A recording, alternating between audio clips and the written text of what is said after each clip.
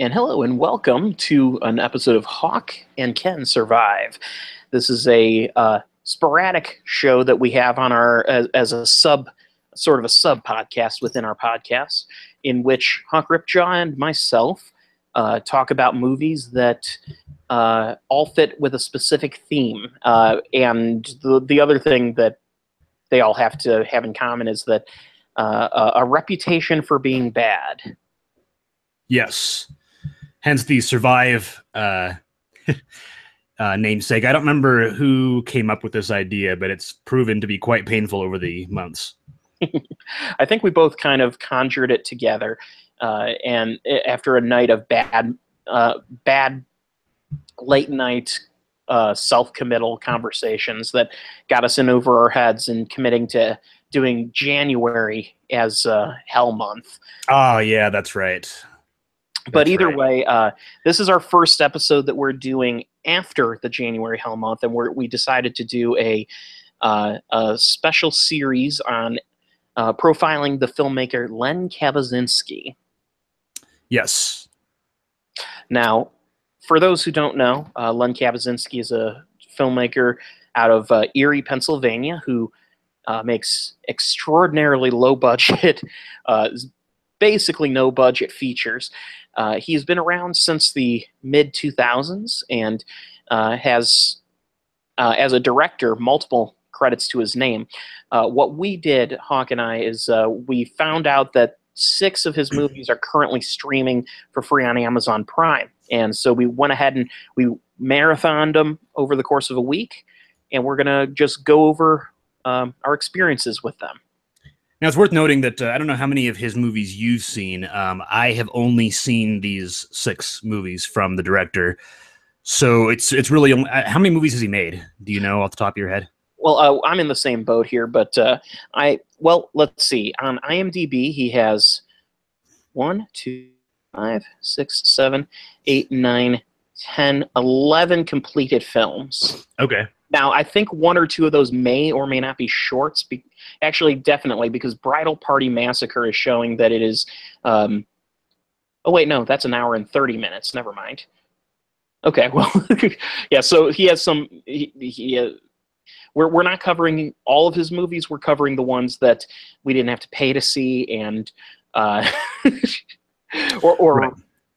That's not a judgment against his films, or at least not yet.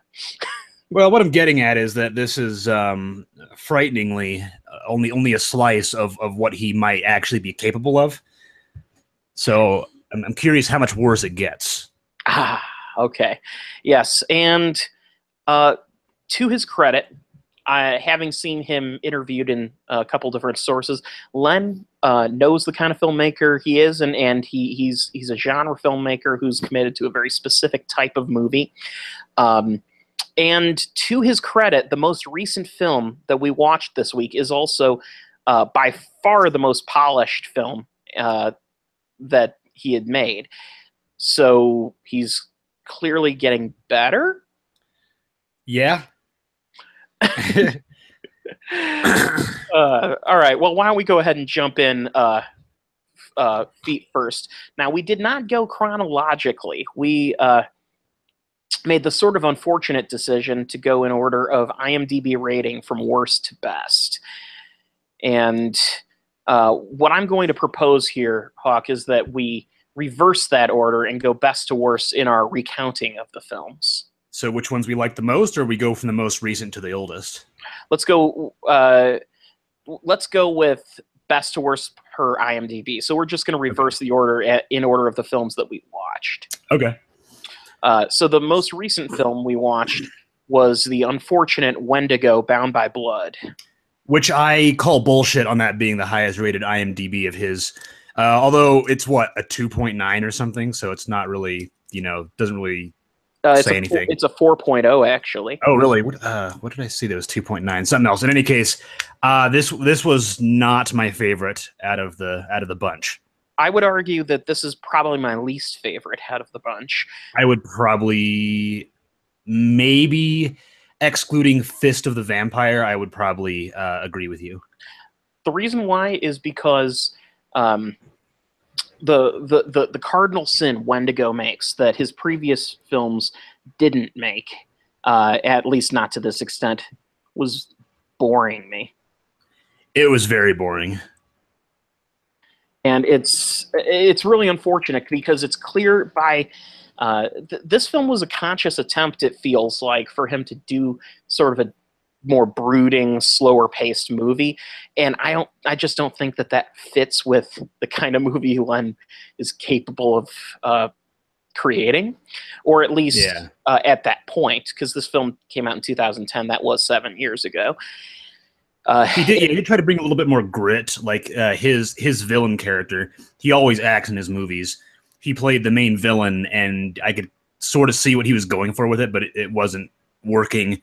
Again, like you said, in the context of the movies that he makes. Mm-hmm. Yeah, it's. Go ahead. But there's a part towards the end where he shoots a guy in the back of the head, and it's the most awful effect I've ever seen in a motion picture, I think. It's like a decal on the guy's face. It looks like ground beef where the bullet hole, like huge too, taking up half his face. Like half of his face got blown off. And it's the effect is so badly pasted onto the image that you can see it wobbling as it moves through the frames. Yeah. We'll just come out and say this in advance that Len Kabasinski's films have awful special effects almost across the board. The gore effects in his later films start to get a little bit more interesting, but there's still a heavy reliance on cheap computer effects, like effects that, like the go-to bullet hole effects that you see that you can plug in for probably the effects that come with the software, the editing software. Well, I think part of what rubbed me the wrong way so badly with the Wendigo effect on that specific shot was that when he uses these computer effects, they usually don't linger very long. It's usually a quick cut for the effect of the gore, and then just kind of it's on to the next frame. But no, you had this guy stagger forward, fall to his knees, and then fall back onto his back, all with it was probably a whole 10-second shot.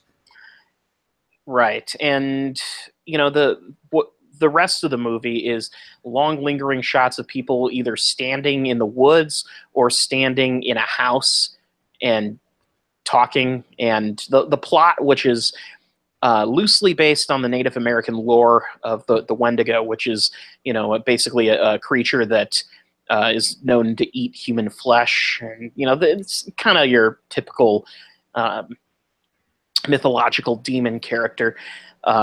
He was trying to do something a little bit more. You know what? Here's what I'll say. If you want a movie involving cannibalism that is has a measured pace that builds to a really crazy climax, rather than seeing this, look up the movie Ravenous.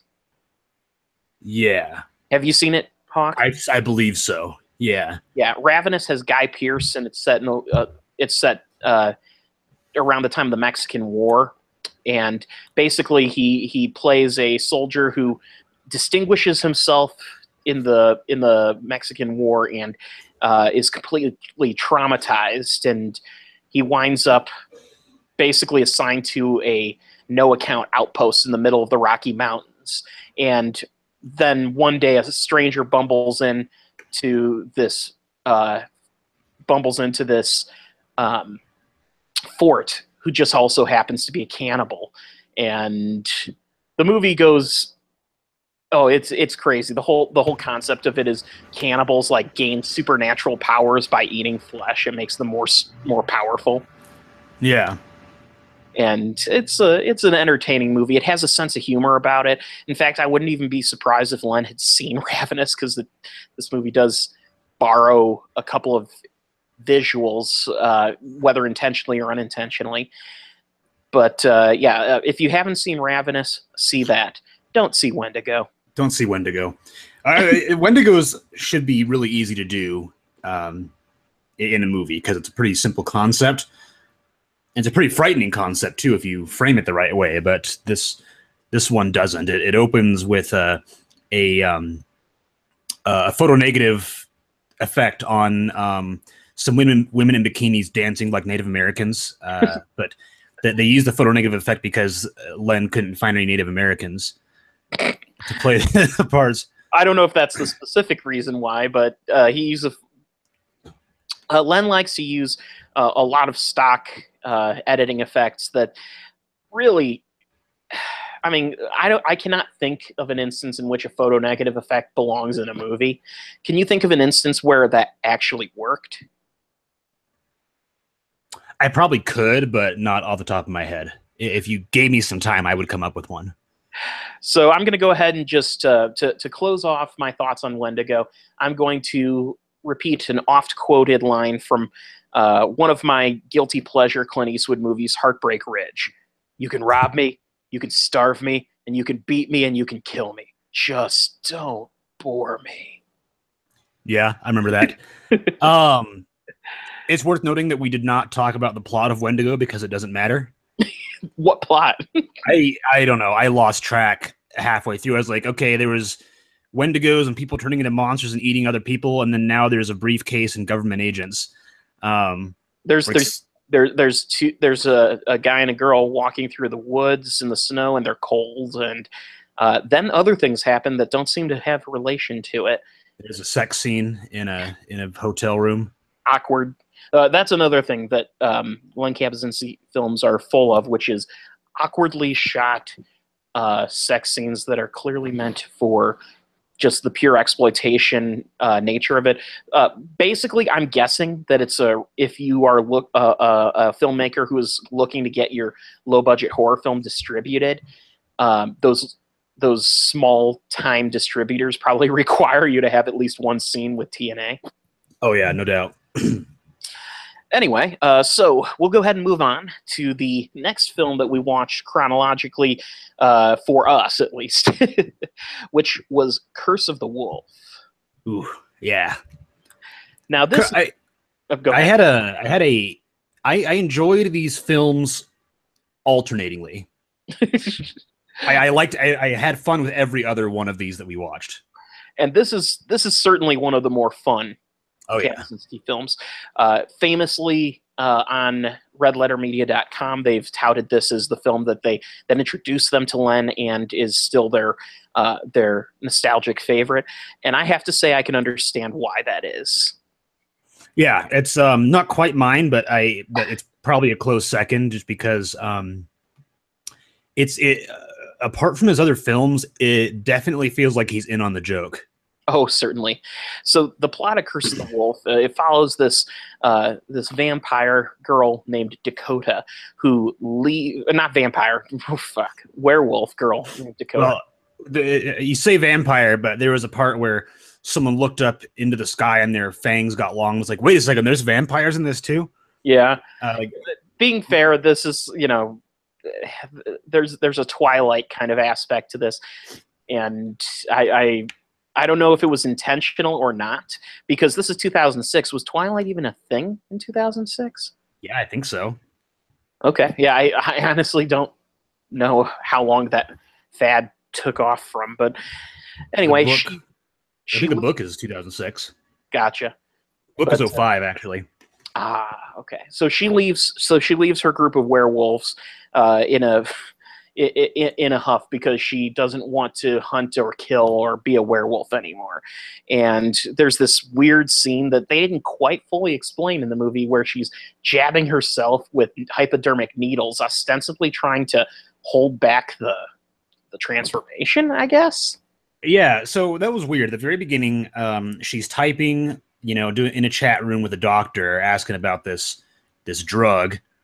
And the vet, I guess. The vet's like, what kind of a dog do you have? She's like, oh, it's a big one. He's like, oh, you mean like a Doberman? She's like, no, like a wolf. And then she goes down to her basement. It's like, oh, she's probably got her husband in the basement is probably a werewolf. She's got to keep under control. No, it's her. Yeah, it's her. And then she stabs herself. And then a couple seconds later, and a couple seconds later, she's fighting a guy in the basement who's also a wolf. And at that point, I'm like, wait a second, what's going on? And so she runs across the woods, and she comes to the home of this redneck hillbilly guy, who is the most generic redneck hillbilly that I've seen since probably the Galaxy Invader or something. Girl, what in the heck is going on out here? Or exactly, and Like one cheek packed chipmunk style, full of chew.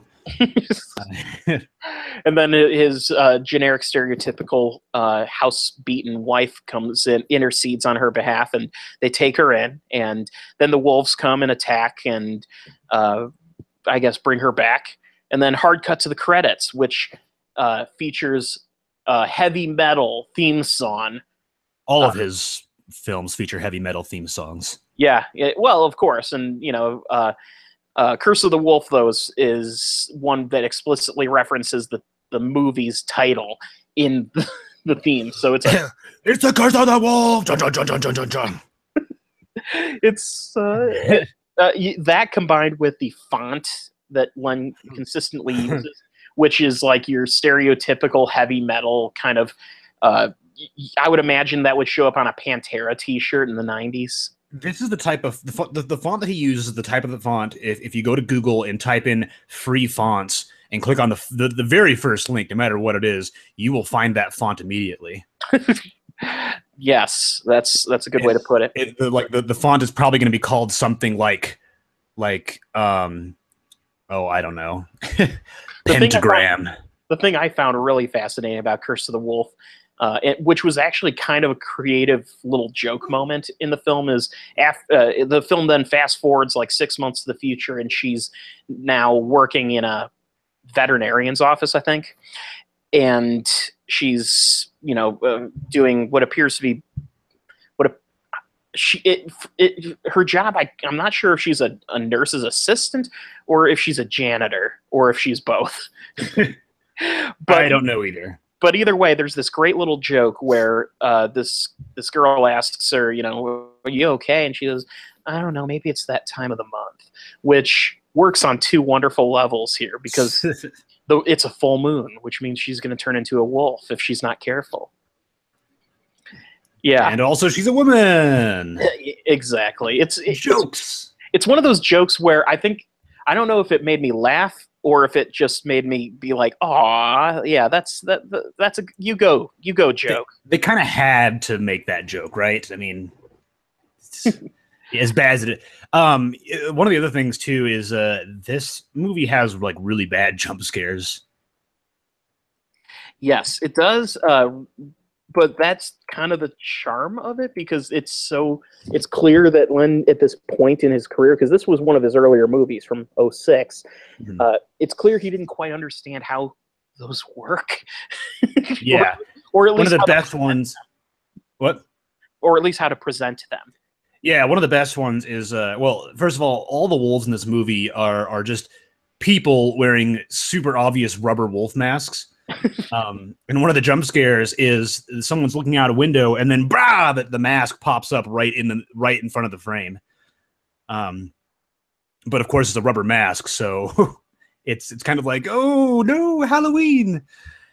And but of course there are other moments where the rubber wolf mask thing works. Like somebody turns around and the wolf's standing right behind him and the wolf punches through the guy's chest. So it's weird because sometimes they work and sometimes it's like that's actually kind of funny, as in is intentionally done that way. I rewatched Black Dynamite last night, which is a masterpiece of intentionally bad movies. Mm-hmm. And sometimes Curse of the Wolf felt like it was treading on that ground. Absolutely, particularly with the character of Franklin, played by Brian Heffron, aka Blue Meanie, who is he's sort of part of Len's stable of actors. Blue Meanie appears in, I think, did he appear in every movie that we watched? I believe he did, yeah. Yeah, and that's good on him. And in Curse of the Wolf particularly, though, he is just absolutely chewing scenery at the camera. Like he first of all, the movie, his character introduction is him wearing what looks to be like a diaper. Yeah, or just full underwear. Yeah, or full underwear. Just because he's clearly shit himself, or he's got a huge skid mark because the camera, when he gets up from bed, follows his ass down a hallway and down some stairs. it is shameless humor. To the point where it's one of those things where jokes like that, and then the constant like stock fart noises emanating from it, and the fact that he's got a burger in his hand that he clearly slept with, and he's digging in his ass. Yeah, jokes like that normally turn me off because they're too easy. But I think because he just went so far with it, it did a total 180 into success for me. Well, and after that, this character turns into the classic. In Disney films, you have your stable of villains. Then at least one of them is just the idiot. Yeah, and he's that one. Like, one of my favorite scenes, if you can call it that, is when all the bad guys are laughing, and then the camera pans around to this guy, and he's like, and he's like keeps laughing until everybody gives him a dirty look. Exactly. He is the Iago to the film's Jafar. Yeah, I saw him as the bat from The Great Mouse Detective. There we go. Or any of them, really. But yeah, this movie, the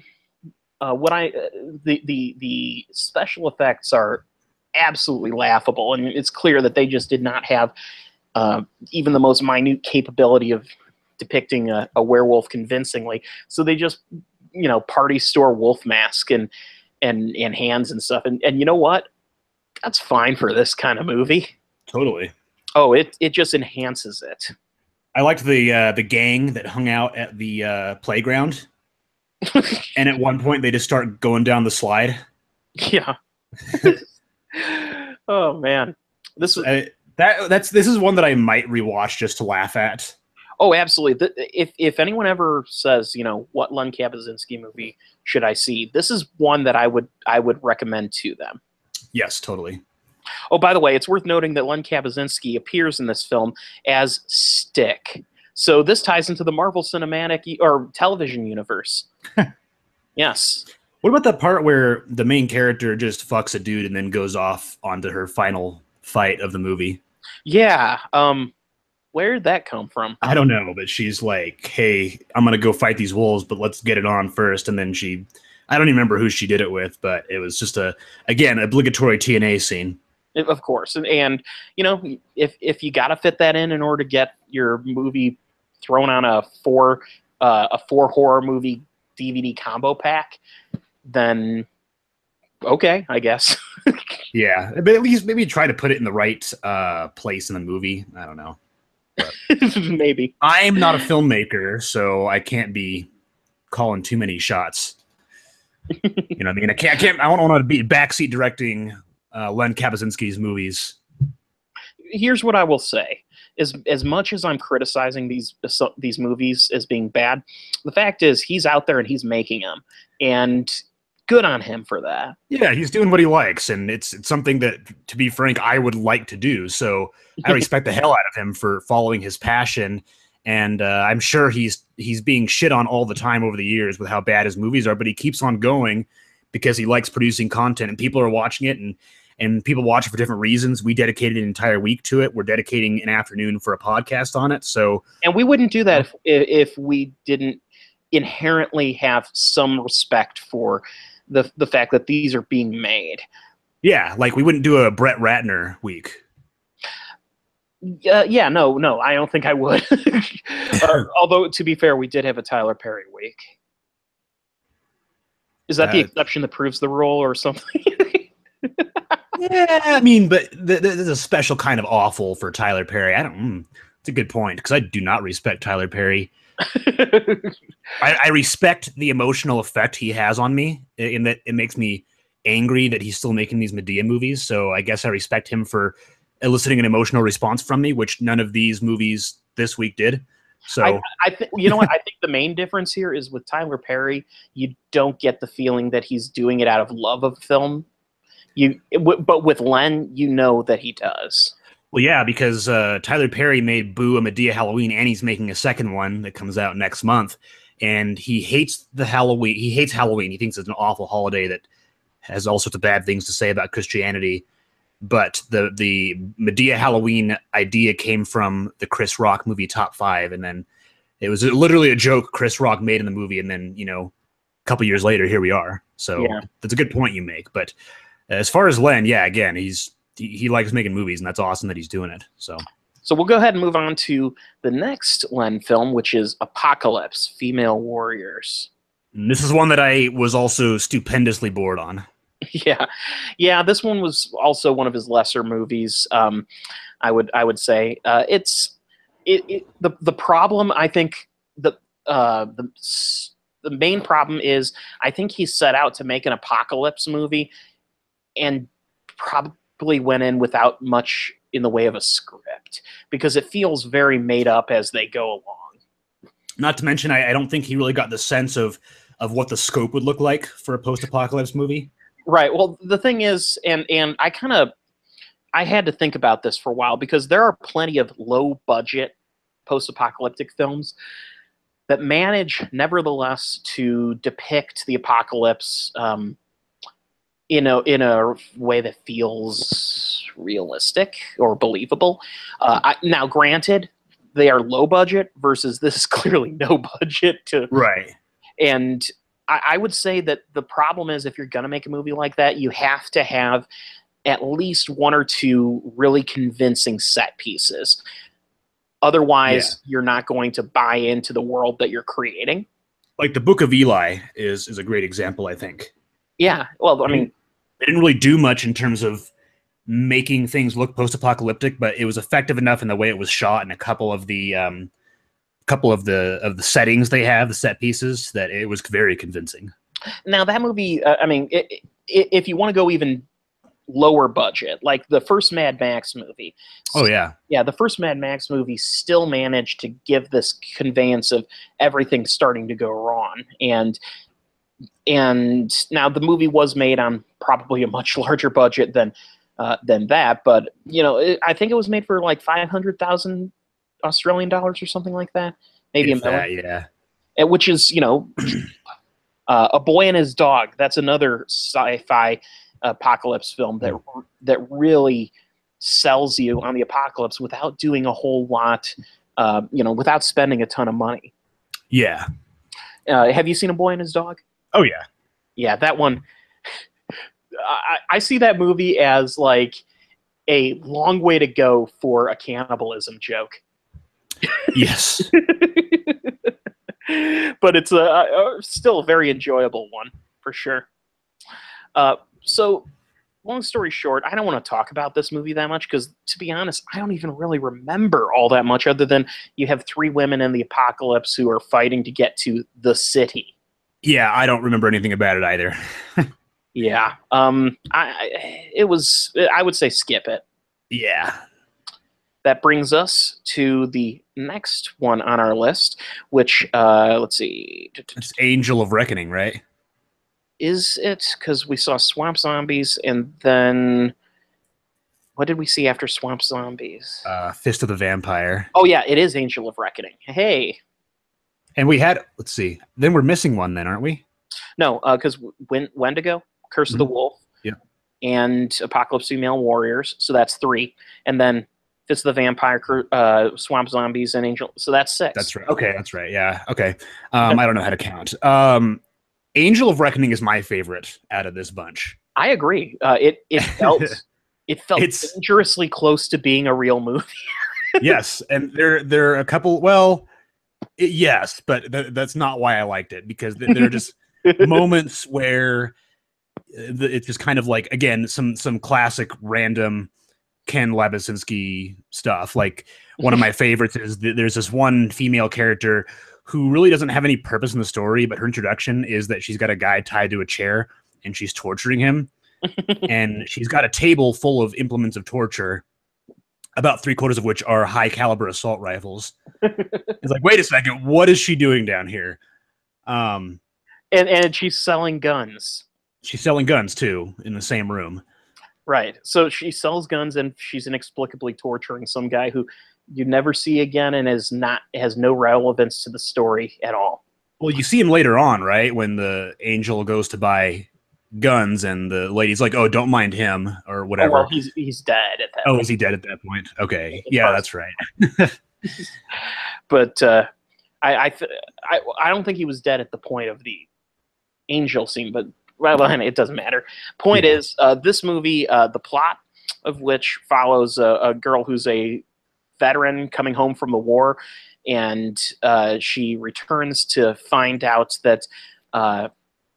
Like on her first day back, her best friend is just she basically is uh, commits suicide, and she finds out that her best friend committed suicide because somehow a sex tape got out with her and her boyfriend, and which I, was that was a badly put together string of events. yeah, and it also I will say, as far as her vengeance quest, she asks everyone around town about this, but she doesn't think early on to ask the boyfriend how that tape got out there. Like, Yeah, wouldn't he be the first person you would go to? yeah. But it does. Either way, it's basically just a very tentative excuse to see a series of revenge sequences. Absolutely. Some of them very, very amusingly staged. Oh, my absolute favorite by far is the scene where she goes into the home of this drug game, and a guy who has the most ridiculously color coded beard that just happens to be color coded with his pimp suit. And he has like steampunk sunglasses, Yes, goggles. goggles. Yeah.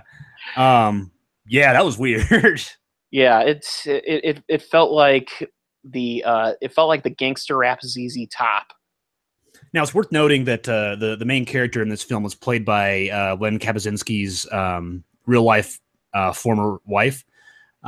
They've since divorced, I believe. But in the second half of the movie, she infiltrates the underground stripping industry or Yeah. whatever, and basically the rest of the movie is sexy dancing sequences with Ken Lebazinski's wife, or Len Kabasinski, rather. In my mind, I always say Ken Lebazinski because that sounds more natural, but it's actually Len Kabasinski, which I am curious if that's a stage name. Well, his full name is Leonard, and if you look at the credits of Okay. his movies, it's Leonard Kabasinski Jr. or something like that. Okay. Okay. But anyway, yeah, the plenty of stripping scenes just because you got to get those in this movie somehow. And one of my favorite characters in this movie, though, is the world's most generic homicide detective. Yes. who introduces himself as being from the police station. Yes. Yeah. Yeah, he says that he's Detective Miles Trufant from the police station. Miles Trufant. That's a great name, isn't it? That's a great name. But it's in what, I'm just curious, Len. This is my question for you. In what piece of film have you ever seen a policeman introduce himself as being from the police station? Or from normally they say, from homicide, or from uh, municipal.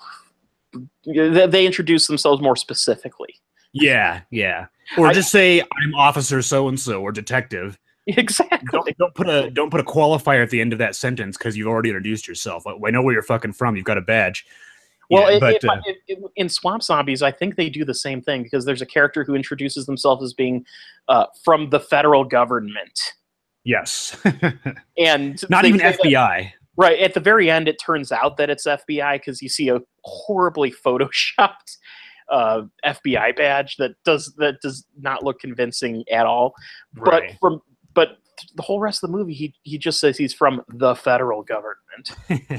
If someone ever showed me a badge and said I am from the federal government, my first assumption is, okay, this is an alien who stole someone's badge. It's like the what's his name from Men in Black. Shoot. Which one? The bug from the first movie? Yeah. I don't know why the actor's name is just. Oh, It was that Vincent D'Onofrio? yes, Vincent Yeah. D'Onofrio. That's right. I don't know why.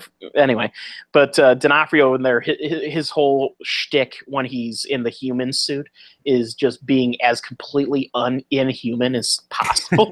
and Well, and the reason you can't remember his name is because it's such a great performance. You don't really see him. yeah, that's true. You don't really even. And here's the thing: I'm not a fan of Men in Black as a movie, but Okay. that performance is what it carried me through the movie. I was able to successfully finish the movie because I enjoyed that character. Yeah, Men in Black has a lot going on. Yeah. So But speaking of a lot going on, Angel of Reckoning. It opens with a sequence that is a semi-effective coming home from the military sort of montage. yeah, it's all right. Yeah, it actually it was a rare Len Kabasinski non-action sequence that felt like it was um, put together like a movie might. And what I'm saying is normally there aren't shots which are effective. Usually there's too many extreme close-ups or shaky camera, bad lighting issues. Angel of Reckoning's lighting wasn't terrible. No, it wasn't actually, surprisingly so. Which, you know what? Good on you, Len. This is his most recent one, right? It's his most recent film that has been actually there. It looks like another movie came out this year called Hellcat's Revenge. I haven't. I have heard of that. Yeah. And I don't think it's supposed to be very good. It says here when the leader of an all-female biker gang is brutally murdered, the gang is out for vengeance. Oh God, I love this. The tagline for the movie for Hellcat's Revenge: "She'll use all 9 lives to get even." Yep, I have heard of this one. You know what? Yeah, we should watch that and talk about it on the Pubcast at some point. We should. Maybe not this week, but Yeah, it's a packed schedule as it is. Oh boy, I love that. All right, so I thought that the sex tape scene was hilariously poorly done. oh God, Like he kind of just lays on top of her and that's it. yeah, and is it just me or was the fake cocaine being snorted in the movie just like so obviously powdered sugar? Yes. Also, I just for fun, I paused the movie. They were making the lines with a Cinemark gift card. Oh man, that's awesome. Yeah, I paused it and zoomed in and looked at the text on the back of the card, and it said valid for use at any participating Cinemark theater in the U.S. or excluding these states or whatever. You know, it's kind of great. Hey, maybe that was a reference. I mean, if you've got a few gift cards laying around and you want a line where you want a scene where you're making lines of cocaine, and you've got a King Soopers gift card and a Kroger gift card and a Cinemark gift card, which one are you going to use? Which makes more sense for the movie? I just imagine them shooting, and they said, "All right, so we got to cut up the cocaine for this scene. I'm not trusting these guys with my credit card, so he had some send Or a razor blade. or a razor blade." You know what they could have done is they could have done a playing card, an ace of hearts. That would require having a playing card deck around, though. Everybody's got a playing card deck around. Well, I just imagine, they were shooting that day, and they were like, "Oh, we need this. Who's got something in their wallet that we can use?" That's true. But at the same time, I could more easily procure a deck of cards than I could a Cinemark gift card. Well, I mean, to be honest, I'm thinking about it, and I don't know where the nearest deck of cards is in this house. I have one in the rightmost drawer of the kitchen by the door to the backyard. Okay, fair enough. I don't know why I know that. I just do. I've never used it. I just see it in there. What else happens in this movie?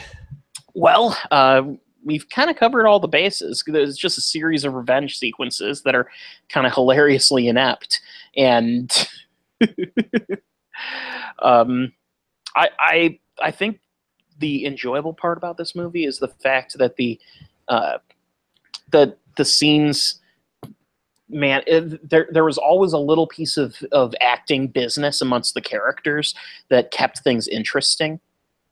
You had the tough female antagonist who's like the main villainess,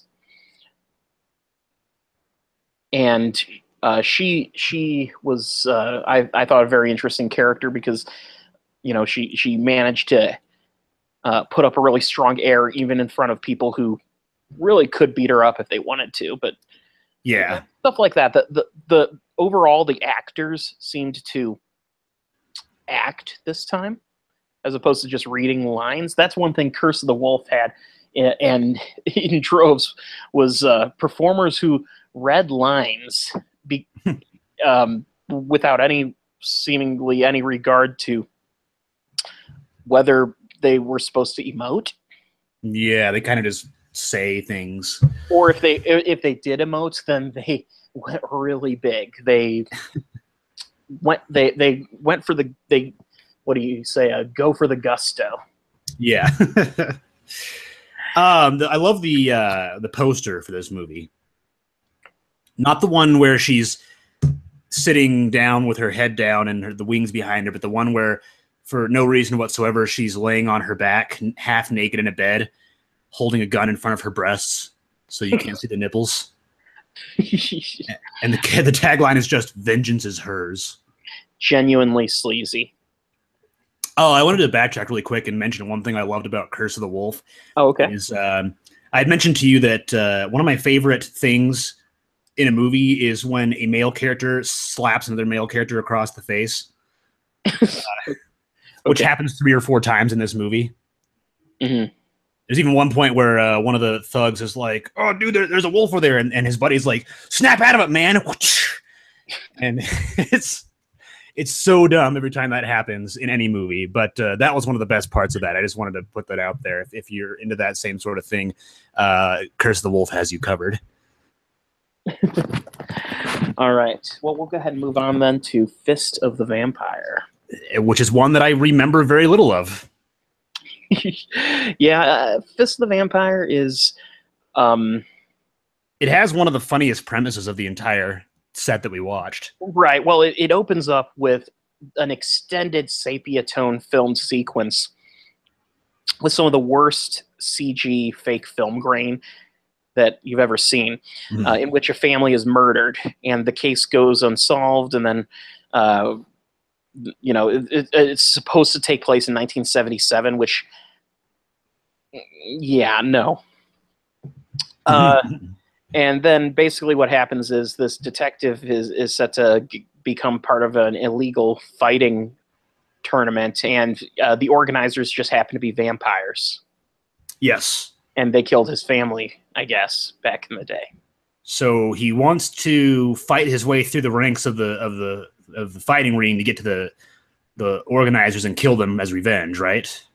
I guess that's it. I think that's what it was. I don't think he even knows that they're the killers first, but either way, Blue Meanie is back, of course, and he's Blue Meanie, as always. Not quite as over the top as he was in Curse of the Wolf, unfortunately. Right. This movie, though, Fist of the Vampire, some of the things that were entertainingly bad in it, this is the first movie that makes heavy use of green screened in backgrounds. There are entire fight sequences shot in what is supposed to look like just a normal everyday house that are so obviously and painfully green screened in, where you wonder why couldn't they have just gone to someone's house and filmed this? Do you want to know what the tagline is for this movie? What's that? When the undead fight the living, all bets are off. Okay, that's dull. Yeah, right. And this movie also has heavy use of CG bullet hits, including an extended shootout sequence in a movie rental store, in which a guy is hiding behind a rental cabinet, and bullets are hitting the cabinet and somehow not penetrating it. Mm-hmm. I laughed throughout the movie, but really the plot kind of drags, and it's a movie that I would say the first like half hour of the movie was worth watching, but I just lost interest as it progressed. Mm-hmm. Yeah, I mean, I think it has one of the most fun premises, And especially if the guy is fighting to get to the organizers and kill them as revenge. But the movie just kind of squanders it with some incredibly generic stuff happening. and everyone knows kung fu because it's a Len Kabasinski movie. That's something we haven't even touched on yet. Yes, there's a ton of martial arts in all of these movies. And it's clear that the people participating in the fight scenes know what they're doing. If only the camera knew how to film it. Yeah, the choreography is actually surprisingly not bad. Yeah, I mean, and it gets better as it goes along. You know, as the films progress, Mm-hmm. It's just shooting those action sequences. It'd be nice if you could actually, if they look. The problem is if you don't shoot a fight sequence well, you can see where punches are being pulled, and yeah, for all of what he does, Len Kabasinski has a really frustrating lack of sense of space and camera placement with his movies. yes, And you can tell that in nearly everything, unless I'm mistaken, almost all the dialogue is recorded with the camera's microphone. There's no boom mic used that I could tell. oh yeah, because very often there are scenes where you'll hear like noise in the background that is, you know, clearly like a buzzing, the buzzing of a fan or something like that. Which, or you'll get two characters talking. You have the camera over the shoulder of one character. You hear one voice very loud, and then when the camera switches, it sounds muffled and far away. which is ever present, particularly in, and we're going to go ahead and move on to the last film that we watched, his debut feature, Swamp Zombies, which most noticeably has an alarmingly out of sync sound effects. Yes. I don't know if it's just the version that's available on Amazon that's like this, or if it's every version, but it seems like when the movie was being made, something must have gone wrong in the editing bay, and the sound went horribly out of sync, and they just, and Len was just like, okay. Everything's off by like a second and a half. Yeah. Like somebody kicks somebody in the face, and it's like, and it's all stock sound effects too. And it's when you first introduced me to the films of Kabasinski and Ken Labazinski. Yeah, you heard me almost mess it up again. You suggested it to me, and you showed me the video where he got interviewed by Red Letter Media, mm-hmm. and he was like, well, first, one of the things that I laughed at is that he got recruited to help on Space Cop, and he's like, yeah, he called me because I kind of know how these indie things work, and which you kind of do, yes, but and then they mentioned that Swamp Zombies was his first movie, and he's like, yeah, I don't talk about swamp zombies. So the famously bad filmmaker Len Kabasinski even has a film that he does not like to talk about because it's that bad. But I enjoyed Swamp Zombies more than I did Fist of the Vampire, the Apocalypse Ladies, Female Warriors. and yeah, Apocalypse Female Warriors. I enjoyed it more than those two for sure. And I'll agree with you to an extent that I enjoyed it because of how just there was so many awful things happening at once. Here's the thing. I haven't used this word to describe his films, but I'm going to go ahead and use it to describe this film. This film was fucking incompetent. Yeah, in some ways it was. Now, that said, I'm not saying he's incompetent. I'm saying this movie in particular is incredibly incompetent.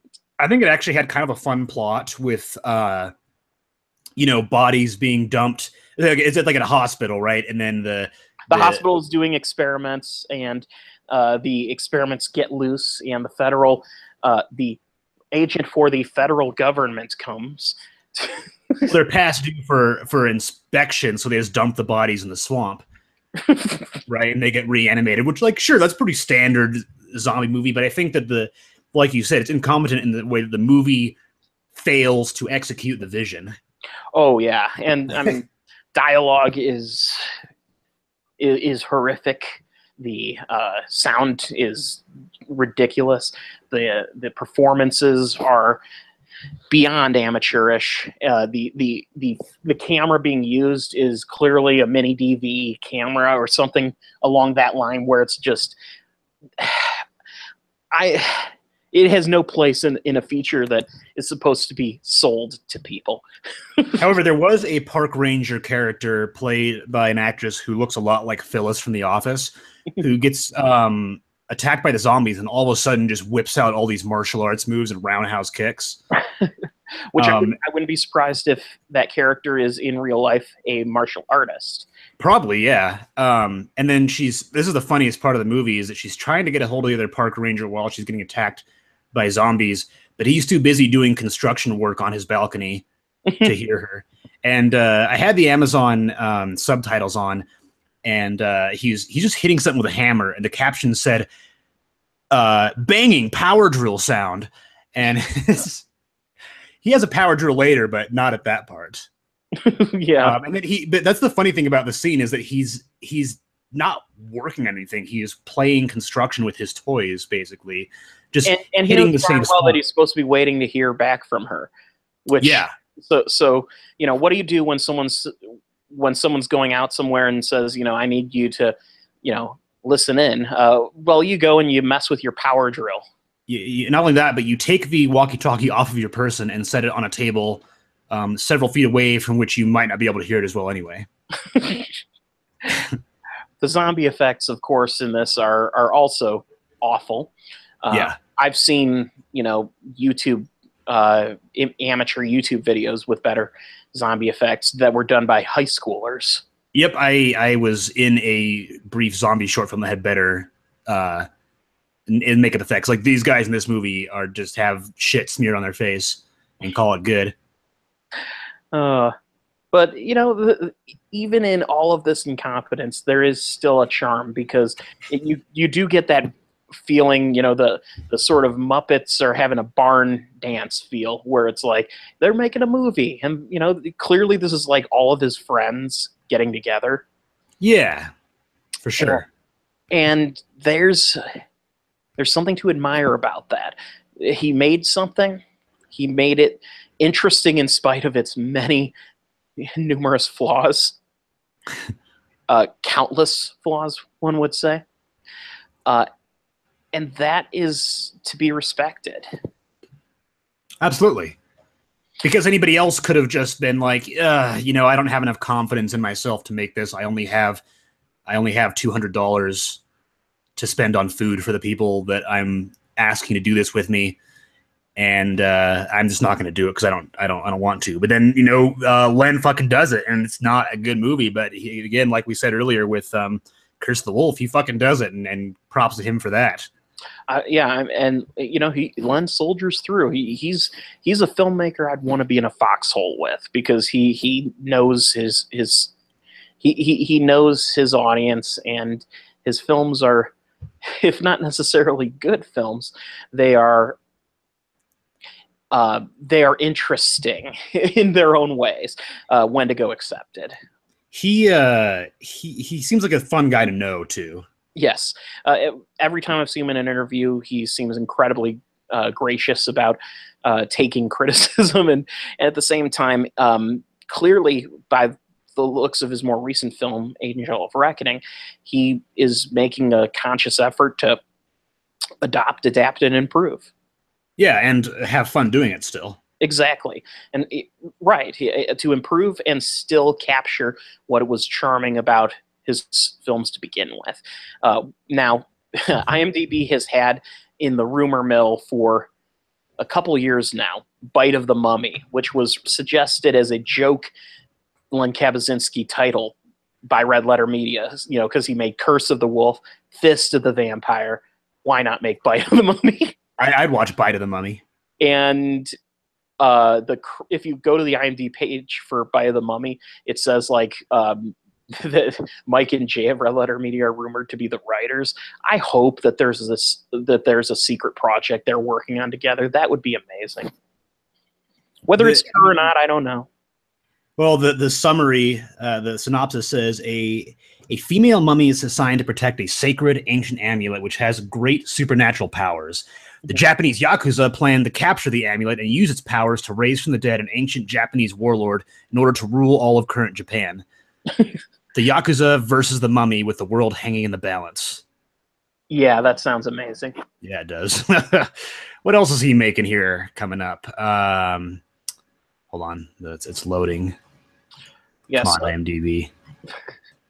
Other films on his list include Covert Case, Venom. Oh, I was looking. The link is purple. I was looking at this yesterday. Yes, and then Challenge of Five Gauntlets, a movie called Blood Prism. So there are 3 movies. Blood Prism is apparently in post-production, so that one is more or less done. It says a successful artist and local art museum coordinator hears voices telling her to release troubled individuals from this earth and into the serenity of the afterlife. Hasn't that been made? I'm sure it has, but I've heard that. I've heard that title before, or I've heard that synopsis. It's like something. It's something about an angel too, like where somebody takes it upon themselves to euthanize people with a gun or something. I don't know. I don't know. I can't remember. But anyway, Kabazinski could make that really fun. And Challenge of the Five Gauntlets, which, by the way, that sounds like a kung fu movie, so I'm betting. It says here, a desperate family has exhausted all avenues to save their gravely ill young child except one. They seek help in the form of a relic historian adventurer to track down Buddha's tooth, a relic believed to have supernatural healing powers. What the fuck? I like how you turned it into a question at the end. Here's the one I'm excited for. Covert Case Venom. A secret science laboratory accidentally creates a vicious human-snake hybrid who escapes the facility's confines. When a team of scientists fail to capture the creature goes on a rampage. Now desperate, the mysterious facility hires a team of mercenaries to retrieve their experiment at all costs. Oh yeah, these all have charms of their own. They look amazing. So we have that to look forward to when they come out. Eventually, we do have to check out the other ones. Yes, Skull Forest is one I've heard good things about. Yep. And yeah, definitely. Ninja Prophecy of Death looks fucking awesome. Absolutely. I would say let's keep an eye out, and I think we should certainly do a sequel to our week. Just from what I'm reading, I'm not going to open the full summary, but apparently Ninja Prophecy of Death involves a female ninja assassin is left for dead by her other ninjas as she joins up with the mafia. That sounds about right. Yep. As ninjas do. As ninjas tend to do. And on that note, we'll go ahead and end this episode where, first of all, thank you for joining us and letting us talk about Kabazinski for about an hour here. And we will see you on the rest of our Pubcast and in future Survive episodes. Oh, yeah. All right.